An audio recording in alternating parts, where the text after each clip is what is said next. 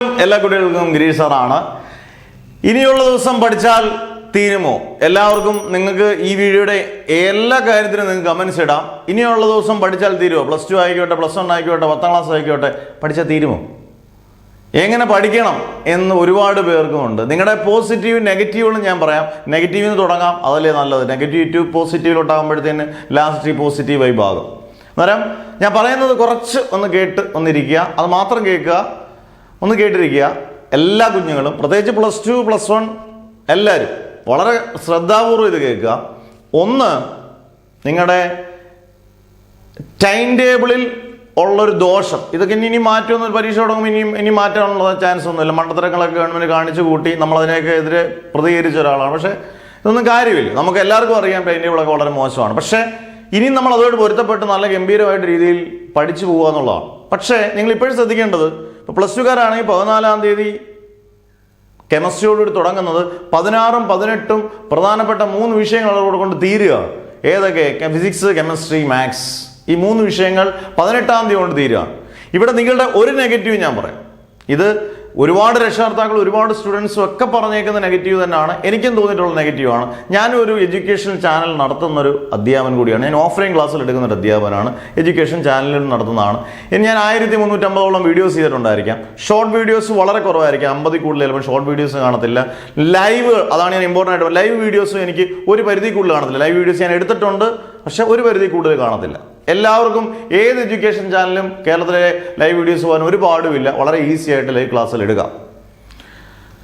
ഇതുകൊണ്ടുള്ള കുട്ടികൾക്കുണ്ടാകുന്ന നേട്ടവും, നിങ്ങൾക്ക് ഈ ടൈം ടേബിളിൽ, ഈ വളരെ ടഫായിട്ടുള്ള ടൈം ടേബിളിൽ നിങ്ങൾക്ക് നേരിടുന്ന ഏറ്റവും വലിയ ബുദ്ധിമുട്ടുകൾ, പല കുട്ടികളും മനസ്സിലാക്കിയിരിക്കേണ്ട ബുദ്ധിമുട്ടുകൾ, ഒന്ന്, ലൈവ് സെഷൻ കണ്ടിന്യൂസ്. ഇപ്പോൾ മാരത്തോൺ ലൈവ് സെഷൻ ആയിക്കോട്ടെ, കണ്ടിന്യൂസ് ലൈവ് സ്ട്രീമിംഗ് ആയിക്കോട്ടെ, 8 മണിക്കൂറോ 9 മണിക്കൂറോ 10 മണിക്കൂറോ ഒക്കെ ലൈവ് സ്ട്രീം ആകുമ്പോൾ ഞാൻ ചോദിക്കുന്ന ഒറ്റൊരു കാര്യം, പല കുട്ടികളും വിദ്യാർത്ഥികളും പറഞ്ഞൊരു കാര്യം, നിങ്ങൾ നന്നായിട്ട് പഠിച്ചിട്ടിരിക്കുന്ന കുട്ടികളാണെങ്കിൽ,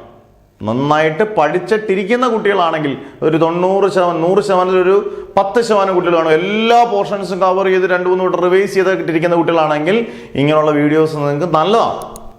കാരണം എന്തുകൊണ്ടാണ്? അത് നമ്മൾ കേൾക്കുമ്പം നമുക്ക് ചില കാര്യങ്ങളൊക്കെ ഓർക്കും. എന്നാലും 1 മാർക്ക് ക്വസ്റ്റ്യൻ ആയിരിക്കും അത് ഏറ്റവും കൂടുതൽ ഉപകരിക്കുന്നതാണ് ഒരു മാഷിന്റെ രീതിയിൽ നോക്കിയാൽ കറക്റ്റ് ആകുന്നത്.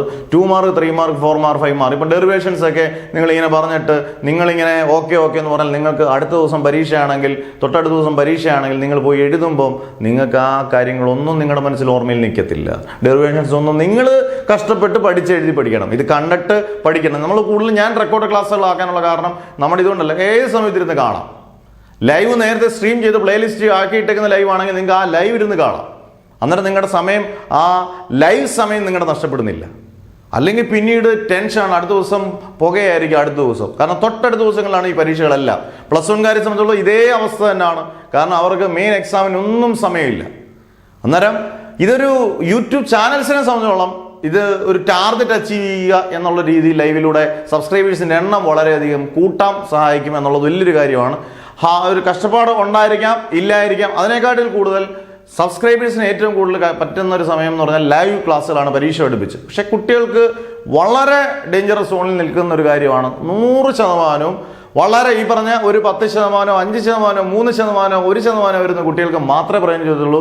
ഇതെല്ലാം പരീക്ഷയ്ക്ക് വരുമെന്ന് ചോദിച്ചു കഴിഞ്ഞാൽ എല്ലാ ചാപ്റ്ററുകളും എല്ലാം പഠിപ്പിക്കുമ്പോൾ ഓട്ടോമാറ്റിക്കായിട്ട് ഇതൊക്കെ പരീക്ഷകൾക്ക് വരുന്നതായിരിക്കും. പക്ഷെ അത് നിങ്ങൾ എഴുതിയിട്ടുണ്ടോ എന്നുള്ളതാണ് അതിനകത്ത് ചോദ്യം. 5 മാർക്കിൻ്റെയോ 4 മാർക്കിൻ്റെയോ 3 മാർക്കിൻ്റെയോ 2 മാർക്കിൻ്റെ ചോദ്യങ്ങൾ എഴുതാൻ ഏതും, നമുക്ക് മാത്സ് ആണെങ്കിൽ +2 ഇൻ്റഗ്രേഷൻ, ഡിഫറൻസിയേഷൻ പോലുള്ള നല്ല ടഫായിട്ടുള്ള കാര്യങ്ങൾ നിങ്ങൾ നന്നായിട്ട് എഴുതി പഠിച്ചാലേ മാർക്ക് കിട്ടത്തുള്ളൂ.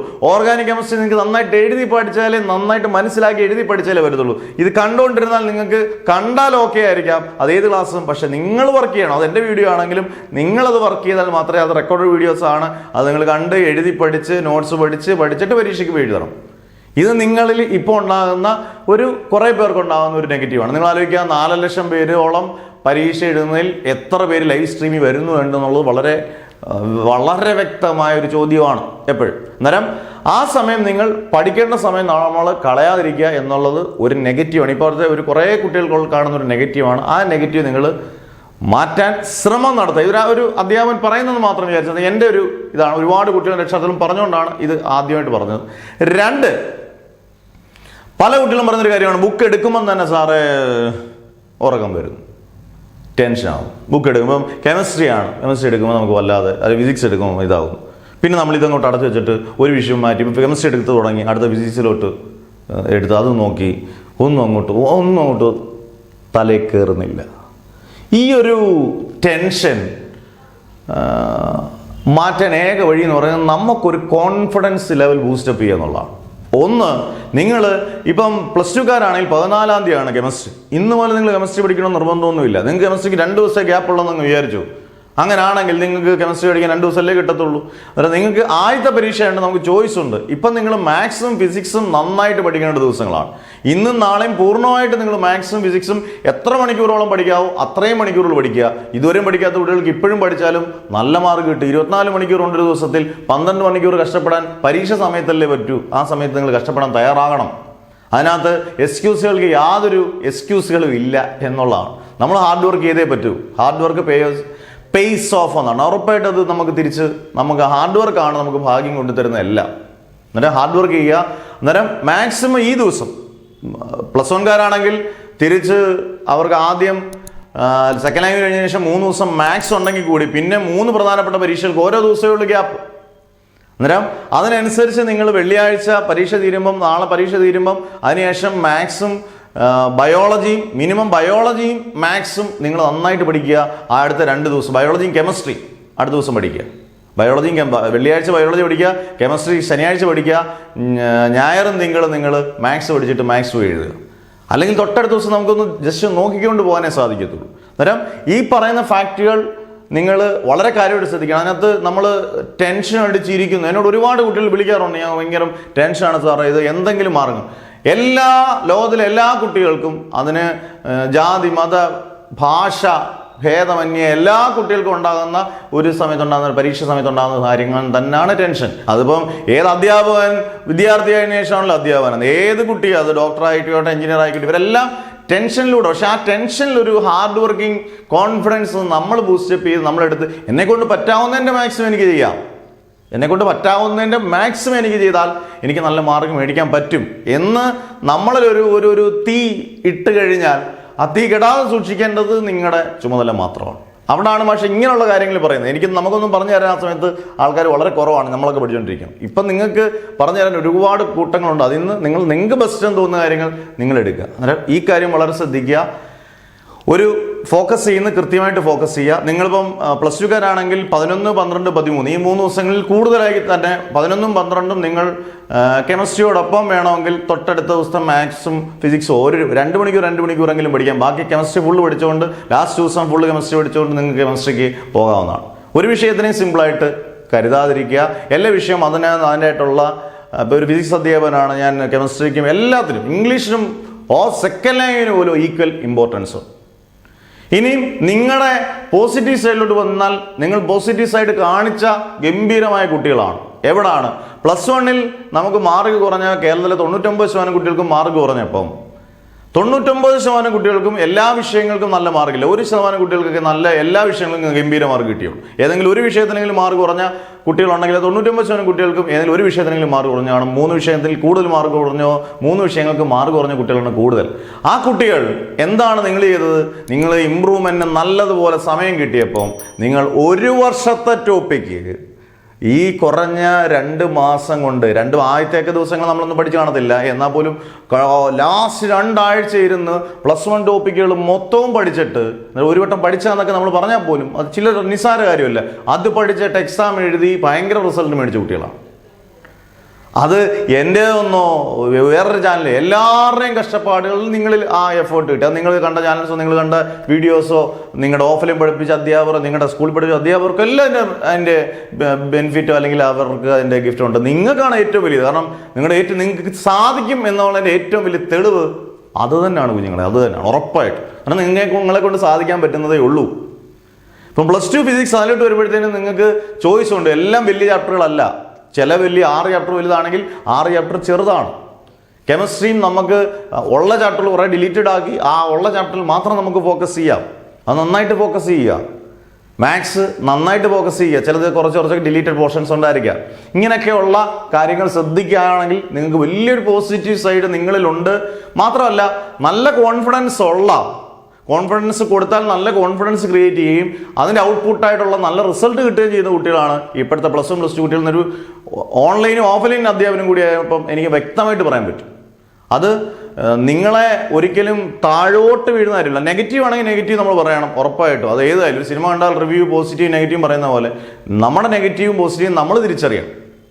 പിന്നെ ഏറ്റവും കൂടുതൽ മറ്റൊരു കാര്യം എന്ന് പറയുന്നത്, നമ്മൾ ഇത് പോസിറ്റീവ് നെഗറ്റീവ് അല്ല, നിങ്ങളുടെ ഹെൽത്ത് കണ്ടീഷനെ കുറിച്ച് പറയാനാണ്. നല്ല ചൂടുള്ള സമയമാണ് കേരളത്തിൽ. നമ്മൾ വാരി വലിച്ച് ഈ ബേക്കറി, അതുപോലെ അൽഫാം, തന്തൂരി, ഷവർമ, ഷവായി തുടങ്ങിയിട്ടുള്ള സാധനങ്ങളെല്ലാം കഴിച്ചാൽ നമുക്കുള്ള പ്രശ്നം എന്ന് പറഞ്ഞു കഴിഞ്ഞാൽ വയർ ഭയങ്കര ഫുള്ളായി കഴിഞ്ഞാൽ ചിലപ്പോൾ പഠിക്കാൻ തോന്നില്ല, ചിലപ്പോൾ ഉറക്കം വരുമായിരിക്കും. എന്തെങ്കിലും അതുകൊണ്ടൊരു നമുക്ക് വയറിനോ വല്ലതും പ്രശ്നങ്ങൾ വന്നു കഴിഞ്ഞാൽ അത് പരീക്ഷ ഭയങ്കരമായി ബാധിക്കും. നമുക്കറിയാം, ശരീരത്തിൽ ഏതെങ്കിലും ഒരു ഭാഗങ്ങൾക്ക് നമ്മൾ ശ്രദ്ധിക്കാതെ, പ്രത്യേകിച്ച് നമ്മുടെ അഹങ്കാരത്തോടു കൂടി ഇതെല്ലാം വലിച്ചു വാരി കഴിക്കുവാണെങ്കിൽ ചിലവർക്ക് പരീക്ഷ ഭയങ്കര വിശപ്പാണ്. ചില കുട്ടികൾക്ക് ഒട്ടും വിശപ്പില്ല, ഒട്ടും കഴിക്കത്തില്ല. അതും ദോഷമാണ്. അത്യാവശ്യമൊക്കെ കഴിക്കുകയും വെള്ളം കുടിക്കുകയൊക്കെ വേണം. പക്ഷെ ഓവറായിട്ടുള്ള ഭക്ഷണം ശ്രദ്ധിക്കണം. അത്യാവശ്യം വെള്ളം കുടിക്കുകയും അതുപോലെ തന്നെ അത്യാവശ്യം വേണ്ട ഭക്ഷണങ്ങളെല്ലാം കൃത്യമായിട്ട് നമ്മുടെ വീട്ടിലുണ്ടാക്കുന്ന ഭക്ഷണങ്ങൾക്ക് കൂടുതൽ ഇമ്പോർട്ടൻസ് കൊടുത്ത് നമ്മൾ കഴിക്കുക എന്നുള്ളത് വളരെ ഇമ്പോർട്ടൻ്റ് ആണ്. അതൊക്കെ നിങ്ങൾക്ക് പ്ലസ് പോയിൻ്റാണ്. കാരണം ഒരു ചെറിയ തലവേദന വന്നാൽ പോലും നമുക്ക് ടെൻഷനാണ്. നമ്മൾ അത്രയും സമയം നമ്മുടെ പോയി. ഇത് നിസ്സാരമാക്കി എടുക്കരുത് ഇതിനകത്ത് ഓരോ കാര്യങ്ങൾ. അന്നേരം ഇതെല്ലാം ശ്രദ്ധിക്കുകയാണെങ്കിൽ നിങ്ങൾക്കൊരു പരാജയമോ ഒന്നും നിങ്ങൾക്ക് വരാൻ പോകുന്നില്ല. വിജയങ്ങൾ മാത്രം വരട്ടെ എന്ന് പ്രാർത്ഥിക്കുന്നു. കാരണം അങ്ങനെ വേണം നിങ്ങൾ പഠിക്കാൻ. നിങ്ങൾ ഇങ്ങനെ ഓരോ കൃത്യമായിട്ട് കൾച്ചർ ചെയ്ത് ഇനിയുള്ള ദിവസങ്ങളിൽ കൃത്യമായിട്ട് നിങ്ങൾക്ക് പഠിക്കാൻ സാധിക്കും. അതിന് കൃത്യമായിട്ടുള്ള വീഡിയോസും എല്ലാം കൃത്യമായിട്ട് നിങ്ങൾക്ക് കിട്ടിയിട്ടുണ്ട്. എങ്ങനെയൊക്കെ പഠിക്കണം, ഏതൊക്കെ ചാപ്റ്ററുകളിൽ വെയിറ്റേജ് ഉണ്ട്, വെയിറ്റേജുള്ള ചാപ്റ്ററുകൾ നന്നായിട്ട് പഠിക്കുക. ബാക്കിയുള്ള ചാപ്റ്ററിൽ നിന്ന് കൃത്യമായി ഇമ്പോർട്ടൻ്റ് ആയിട്ടുള്ള ക്വസ്റ്റ്യൻസ് സെലക്ട് ചെയ്ത് പഠിക്കുക, നല്ല നോട്ട്സ് കണ്ട് പഠിക്കുക. ഇങ്ങനെയുള്ള എല്ലാ കാര്യങ്ങളും നിങ്ങൾ ചെയ്താൽ ഉറപ്പായിട്ടും, ഞാൻ പറഞ്ഞല്ലോ, ഹാർഡ് വർക്ക് 24 മണിക്കൂർ ദിവസത്തിൽ ദൈവം തന്നേക്കുന്നത് 12 മണിക്കൂർ ഉറങ്ങാനും ഒന്നുമല്ല. നമുക്ക് ഹാർഡ് വർക്ക് ചെയ്യേണ്ട സമയത്ത് നമ്മൾ ഇത് പരീക്ഷ കഴിയുമ്പോൾ നമ്മൾ ഇഷ്ടംപോലെ സമയത്ത് ഉറങ്ങിക്കും. അന്നേരം പഠിക്കണമെന്ന് തോന്നുന്നവർ ഒരുപാട് പേര് കാണും. ഉറപ്പായിട്ട് ഞാൻ ഉൾപ്പെടെ എനിക്ക് പഠിക്കുന്ന സമയത്ത് തോന്നിയിട്ടുണ്ട്. പരീക്ഷ കഴിഞ്ഞതിന് ശേഷം ചുമ്മാതിരിക്കുന്ന സമയത്ത് ബുക്ക് എടുത്തൊന്ന് വായിക്കണമെന്ന് തോന്നുന്നു. അന്നേരം നമുക്ക് പോയി വായിച്ചിട്ട് എന്ത് കാര്യം. അന്നേരം റൈറ്റ് ടൈം എപ്പോഴും പറയുന്നത് ടൈം ഈസ് വെരി പ്രഷ്യസ്. ആ സമയത്ത് വൃത്തിയായിട്ട് നന്നായിട്ട് ഹാർഡ് വർക്ക് ചെയ്യുന്ന കുട്ടികളെ ഒരിക്കലും പരാജയപ്പെടുത്താൻ സാധിക്കത്തില്ല. അതിന് മുമ്പ് ദൈവം എല്ലാം നമ്മുടെ കൂട്ടത്തിൽ നിൽക്കും. കഷ്ടപ്പെട്ടവനാണ്, അവന് മാർക്ക് കുറയ്ക്കരുത് എന്നുള്ളൊരു തീവ്രമായൊരു വികാരം നമ്മളിലേക്കും വരും. നമുക്കത് കിട്ടും. അന്നേരം എല്ലാ കുഞ്ഞുങ്ങൾക്കും നല്ല മാർക്ക് കിട്ടട്ടെ എന്ന് പ്രാർത്ഥിക്കുന്നു. നല്ല മാർക്ക് കിട്ടട്ടെ എന്ന് പ്രാർത്ഥിച്ചുകൊണ്ട് മാഷ് നിർത്തുന്നു. Never ever give up.